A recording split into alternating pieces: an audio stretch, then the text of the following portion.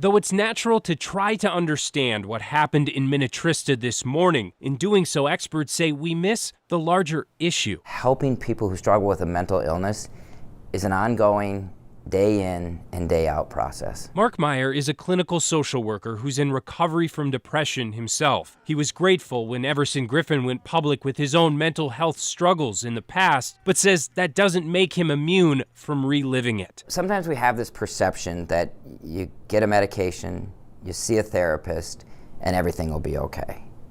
And it doesn't work that way with a mental illness. And there are fits and starts, and there are times when we get overwhelmed by certain situations and we find ourselves right back where we started, we feel like. That's why Mark founded the Face It Foundation in 2009 with the help of Bill Dekes. And I think the main purpose for us wanting to help men is because we were both there.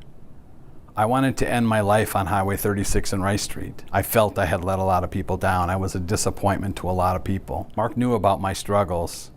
Mark's had his own struggles. But thanks to therapy and Face It support groups, Bill learned he wasn't alone. And 12 years later, an entire community knows the same. My best guess is we've probably served close to 1,500 guys along the way. You know, we have 21 men's groups. We have close to 180 men who attend those groups. And a podcast? And a podcast. Bill. Yes.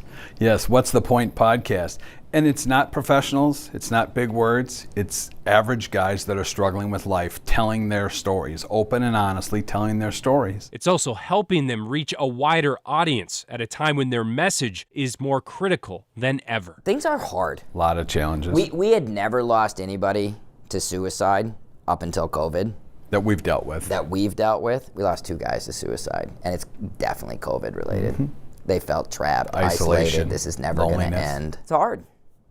It's really hard. What's your hope today? For safety, for one of my most favorite football players to get the help he needs, for the people who are caring for him, trying to solve this situation to be safe, for people to understand just how complicated these mental health issues are, and to sit in quick judgment to believe you know exactly what's occurring.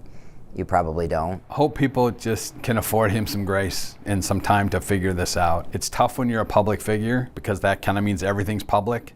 This is something that's different. This isn't about football. It's not about the game this week. It's nothing. This is about a man's life. My hope for all this is that some people see this and think that if it can happen to someone like a celebrity, maybe it's okay for me to reach out for help too, before I get to that place.